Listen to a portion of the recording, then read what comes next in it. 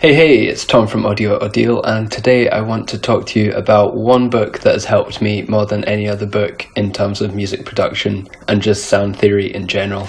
And the book is right here. It is Mastering Audio, The Art and the Science by Bob Katz.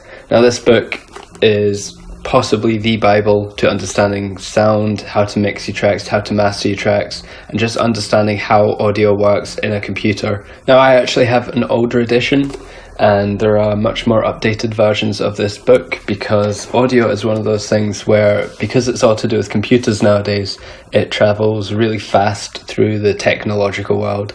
And so this book, even though it came out in the 2000s, is something that's quite outdated now, but it has a really, really good set of examples for even like as back as far as tape, CD production, and it's a really good insight into the old school DAWs and plugins. What I recommend you do is you buy the newer version of the book, which I will show you here. And this version of the book is perfect. It's all you'll ever need to really understand volumes and music in general.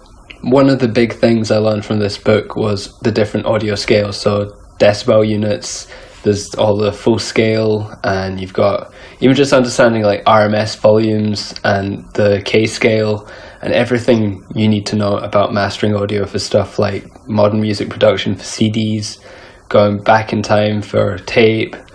And you know, this is stuff you need to consider, especially nowadays when we've got the whole loudness wars where everything's getting hyper compressed. This has been an issue for the past 20, maybe even 30 years, where things sounded really good on radio because they were compressed and loud, and you wanted your track to be the loudest, but at the cost of dynamic range. Well, if you understand this book, you'll understand that, and you'll understand how to make your tracks work really well in the modern world, online, on internet. There's sites like Spotify, SoundCloud, and even YouTube are changing the way they process audio, and it can have a really big impact if your audio is super compressed. So yeah, this was just a really quick one. It's literally just to give a recommendation of this book. I've not been endorsed by him, but I just love it so much that I think you guys should know about it. Enjoy.